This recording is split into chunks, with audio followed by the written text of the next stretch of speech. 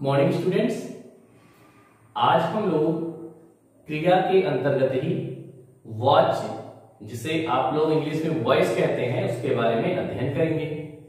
अब आइए हम लोग जानते हैं कि आखिर वॉच होता क्या है। तो वॉच क्या है, आइए पहले इसकी परिभाषा हम लोग जान लेते हैं। तो क्रिया के जिस रूप से यह पता चले कि वह कर्ता, कर्म या भाव के अनुसार प्रयोग की गई है, उसे हम वॉच कहते हैं। फिर से जानिएगा, क्रिया के जिस रूप से यह पता चले कि वह कर्ता के अनुसार, कर्म के अनुसार या फिर भाव के अनुसार प्रयोग की गई है, उसे हम वॉच कहते हैं। या यह हम कह सकते हैं वाक्य में जिसकी प्रधानता हो, ठीक, कर्ता की प्रधानता है कि कर्म की प्रधानता है या भाव की प्रधानता है, तो जिसकी प्रधानता होती है उसे हम क्या कहेंगे, वॉच कहते हैं। अगर कर्ता, कर्म या भाव इन तीनों में से जो भी जिसके अनुसार भी प्रयोग किया गया है, उसे हम वॉच कहते हैं। वॉच मुख्य रूप से तीन प्रकार की होती हैं। पहला है कर्तृवाच, दूसरा है कर्मवाच और नंबर 3 जो है वह भाववाच होता है। अब देखिए, सबसे पहले हम बात करते हैं कर्तृवाच की। तो कर्त किससे बना है, कर्ता से बना हुआ है। ठीक, किससे बना हुआ है, कर्ता से बना हुआ है। आइए पहले हम कर्तृवाच को समझ लेते हैं। तो क्रिया के जिस रूप से यह पता चले कि वह कर्ता के अनुसार, क्रिया मतलब सीधा क्या कह रहे हैं, क्रिया के जिस रूप से उसके कर्ता के लिंग वचन के अनुसार प्रयोग की सूचना मिले, यानी जब हमें कर्ता की प्रधानता लिखे, जिस वाक्य में कर्ता की प्रधानता लिखे, उसे हम कर्तृवाच कहते हैं। यानी कि यह पता चले कि क्रिया जो है वह किसके अनुसार लगाई गई है, कर्ता के अनुसार। अगर कर्ता के अनुसार क्रिया का प्रयोग हुआ है तो उसे हम कर्तृवाच कहेंगे। ध्यान दीजिए, कर्तृ का उच्चारण सही कीजिएगा। र यहां आधार है यानी रेफ है और यहां पे लिखी मात्रा, तो कर्तृवाच। ठीक, तो कर्तृवाच किससे बना है, कर्ता से बना हुआ है। ठीक, कर्ता यानी कर्त, इसमें कभी भी आपको भूल करने की आवश्यकता नहीं है, क्योंकि कर्ता और कर्त एक जैसे हैं। कर्तृवाच, तो कर्तृवाच में प्रधानता किसकी होगी, कर्ता की। ठीक, तो जब हमें वाक्य में कर्ता की प्रधानता लिखे, यानी कर्ता के अनुसार अगर वाक्य लिखा गया, उसमें क्रिया का प्रयोग हुआ है, तो उसे हम कर्तृवाच कहेंगे। आइए एक उदाहरण देखते हैं। जैसे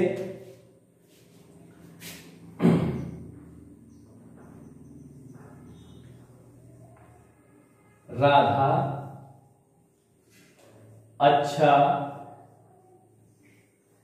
गाती है, या फिर देखिएगा राधा अच्छा गाती है। अब यहां पर देखिए किसके द्वारा प्रयोग हुआ है, प्रधानता किसकी है, कर्ता की है।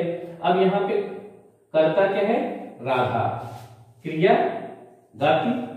ठीक, अब राधा क्या है, स्त्रीलिंग है, और यहां पे जो क्रिया है वो भी क्या है, स्त्रीलिंग है। क्यों, क्योंकि इसमें जो प्रधानता है वह क्रिया की प्रधानता है। तो राधा अच्छा गाती है, प्रधानता किसकी हुई, कर्ता की। तो कर्ता अगर मुख्य होगा, कर्ता की प्रधानता मिलेगी, तो उसे हम कर्तृवाच कहेंगे। क्लियर। तो कर्तृवाच किसके अनुसार प्रयोग होता है, क्रिया के अनुसार। क्रिया के अनुसार जो प्रयोग होगा उसे हम कर्तृवाच कहेंगे। यहां पर कर्ता की प्रधानता होती है, तो कर्ता की प्रधानता जिस वाक्य में होगी उसे हम कर्तृवाच कहेंगे। क्लियर। आइए दूसरा देखते हैं, कर्मवाच। कर्म आपको पता है, तो कर्मवाच में क्या है, क्रिया किसके अनुसार प्रयोग होगी, कर्म के अनुसार। तो जिस वाक्य में क्रिया कर्म के अनुसार प्रयुक्त होती है उसे हम कर्मवाच कहते हैं। यानी किसकी प्रधानता हुई, कर्म की। कर्तृवाच्य में कर्ता की प्रधानता और कर्मवाच्य में कर्म की प्रधानता होगी। जैसे यहां पर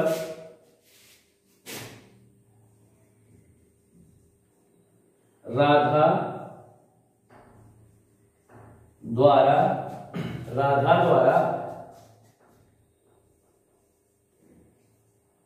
खाना खाया जाता है। तो राधा द्वारा खाना खाया जाता है। अब ध्यान दीजिएगा, यहां पर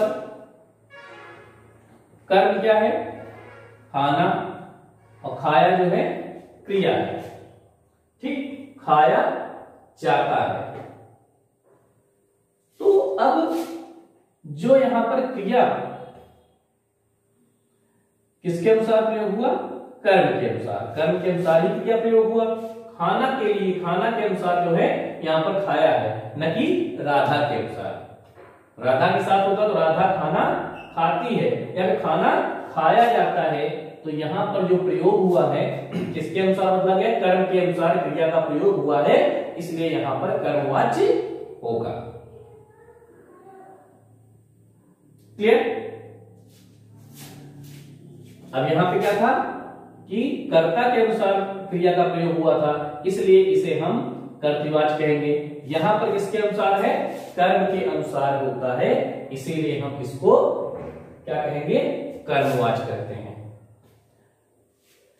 फिर है भाववाच्य। नंबर 3 क्या है? भाववाच्य। तो भाववाच्य क्या है? वाक्य में जब क्रिया न तो कर्ता और न कर्म के अनुसार प्रयोग हो, न वहां पे कर्ता के अनुसार प्रयोग होता है, न क्रिया, बल्कि वहां पर क्रिया किसके अनुसार प्रयोग होगी? भाव के अनुसार। ठीक, यानी कि वाक्य में भाव की प्रधानता हो, भाव के हिसाब से क्रिया का प्रयोग हुआ हो, तो उसे हम भाववाच्य कहते हैं। जैसे यहां पर देखिए,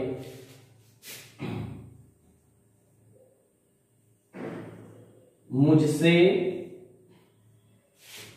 चला नहीं जाता, चला नहीं जाता। तो मुझसे चला नहीं जाता, यहां पर न कर्म की प्रधानता है न ही कर्ता की, बल्कि भाव की प्रधानता होती है। तो मुझसे चला नहीं जाता है। फिर से ध्यान दीजिएगा, कर्तृवाच्य में किसकी प्रधानता होती है? कर्ता की। कर्मवाच्य में किसकी प्रधानता है? कर्म की। भाववाच्य में किसकी प्रधानता है? भाव की। क्लियर? तो अब ध्यान दीजिएगा कि कर्तृवाच्य अकर्मक और सकर्मक दोनों ही क्रियाओं में मिलती हैं। कौन सी? कर्तृवाच्य। कर्तृवाच्य इसमें अकर्मक या सकर्मक कोई भी क्रिया हो सकती है। कर्मवाच्य क्या है? वह सकर्मक क्रिया में ही पाई जाएगी। अगर उसमें कर्म दिखेगा तो ही वो कर्मवाच्य होगा, कर्म नहीं है तो कर्मवाच्य नहीं होगा। भाववाच्य में कोई जरूरी नहीं। यहां पर क्या है? कर्म का होना या ना होना कोई निश्चित नहीं है। ध्यान देने की बात यह है कि भाववाच्य प्रायः जो होते हैं वह उसमें असमर्थता या नकारात्मकता दिखाई जाती है, निगेटिव सेंस होते हैं। मुझसे चला नहीं जाता, मुझसे पढ़ा नहीं जाता, मुझसे गाया नहीं जाता, इस प्रकार से वाक्य प्रायः देखने को मिलते हैं। तो अब हम बात करते हैं वाच्य परिवर्तन। तो वाच्य परिवर्तन कैसे होगा, आइए अब हम उसको समझते हैं। वाच्य परिवर्तन, आइए देखते हैं कि वाच्य को किस प्रकार से परिवर्तित किया जाता है। आप लोग इंग्लिश में भी एक्टिव से पैसिव वॉइस, पैसिव से एक्टिव वॉइस बनाते हैं। ठीक, तो यहां पर भी हम लोग देखते हैं वाच्य परिवर्तन। सबसे पहले कर्तृवाच्य से कर्मवाच्य बनाना, कर्तृवाच्य से कर्मवाच्य बनाना, वाच्य बनाना, कर्तृवाच्य से कर्मवाच्य बनाना। अब बनाने के लिए कुछ चीजें हैं, उसको ध्यान देने की बात होती है। पहला है कि कर्ता के साथ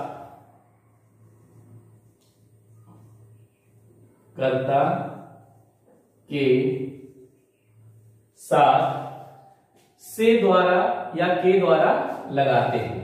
कर्ता के साथ से द्वारा या के द्वारा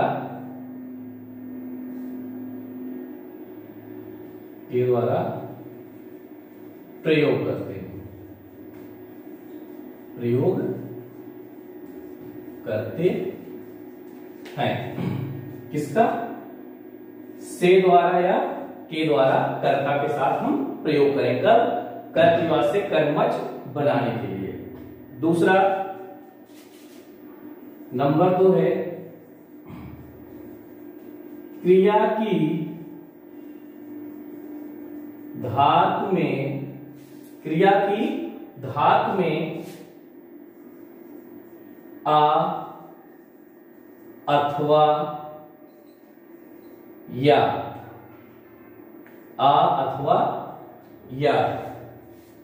जोड़ा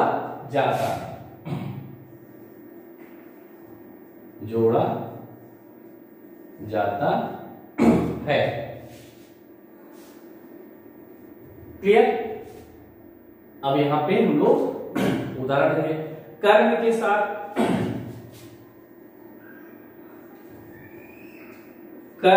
साथ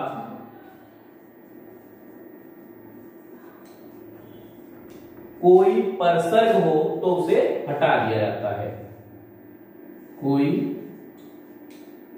परसर्ग हो तो उसे हटा देते हैं। कर्म के साथ अगर कोई परसर्ग लगा है, कोई भी चिन्ह लगा हुआ है, परसर्ग होते हैं कारक चिन्हों को लगा होता है, तो उसे हम हटा देते हैं। आइए अब हम लोग देखते हैं कि कैसे परिवर्तन होता है। यहां पर देखिए लिखते हैं हम लोग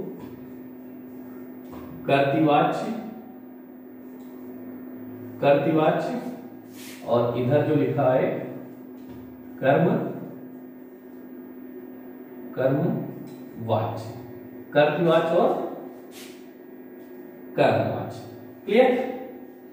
नंबर 1 देखते हैं, प्रवीण गाना गाता है। क्या है? प्रवीण गाना गाता है। यह जो वाक्य है कौन सा वाक्य है? कर्तृवाच्य है। कौन सा वाच्य है? कर्तृवाच्य है। अब इससे हम लोग कर्मवाच्य बनाएंगे, तो कर्मवाच्य बनाने के लिए क्या होगा?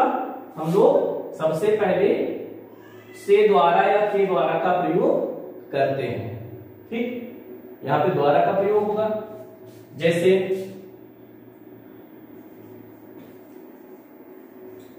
प्रवीण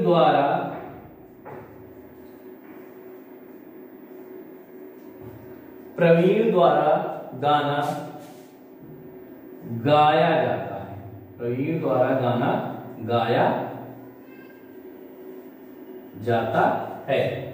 प्रवीण द्वारा गाना गाया जाता है, द्वारा का प्रयोग हुआ, गाना गाया जाता है। ठीक, आप लोग इंग्लिश में भी करते हो एक्टिव और पैसिव, तो पैसिव में जैसे ही होगा तो वहां पे बाय लिखते हो, बाय देम, बाय यू, इसका प्रयोग करते हैं। उसी प्रकार से यहाँ पर भी प्रवीण गाना गाता है, प्रवीण के द्वारा या प्रवीण द्वारा गाना गाया जाता है। के यहाँ पर छिपा होगा, से या के होता है वह छिपा होगा। प्रवीण द्वारा गाना गाया जाता है। या दूसरा है रुचि कविता पढ़ती है। रुचि कविता पढ़ती है। रुचि कविता पढ़ती है। यहां पर आप लोग लिखते हो, कर्मवाच्य बनाएंगे तो लिखेंगे रुचि। अब रुचि है, रुचि से कविता पढ़ी जाती है। रुचि से कविता पढ़ी जाती है। जाती है। तो रुचि से कविता पढ़ी जाती है, यहां पर देखिए से लगा। ठीक, तो इस तरह से हम लोग कर्तृवाच से कर्मवाच्य बनाएंगे। क्या, फिर से देखिएगा, प्रवीण गाना गाता है, कर्मवाच्य बनेगा प्रवीण द्वारा गाना गाया जाता है। रुचि कविता पढ़ती है, कर्तृवाच्य होगा। रुचि से कविता पढ़ी जाती है, यह कर्मवाच्य होगा। यह तो कर्तृवाच से कर्मवाच्य का परिवर्तन हुआ। आइए अब हम लोग देखते हैं कर्तृवाच से भाववाच्य कैसे बनाया जाता है।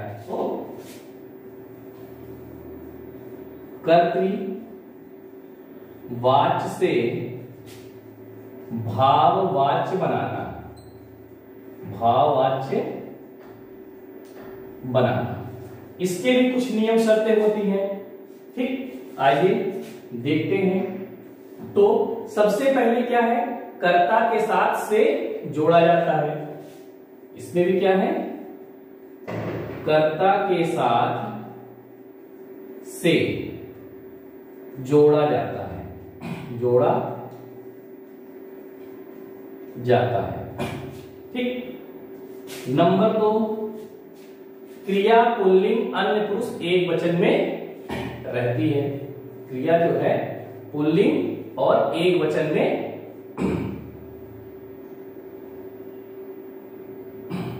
ठीक, क्रिया जो होगी, क्रिया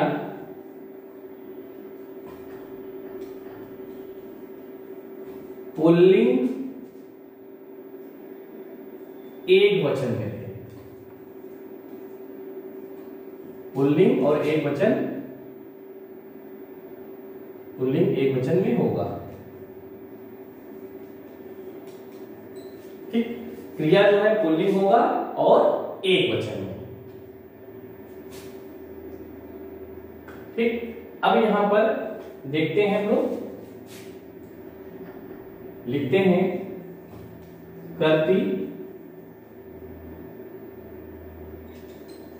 कर्तृवाच्य, दूसरी तरफ हम लिख रहे हैं भाववाच्य। कर्तृवाच्य और भाववाच्य। अब कर्तृवाच्य में हम लिखते हैं नंबर 1, मैं नहीं चलता, मैं नहीं चलता।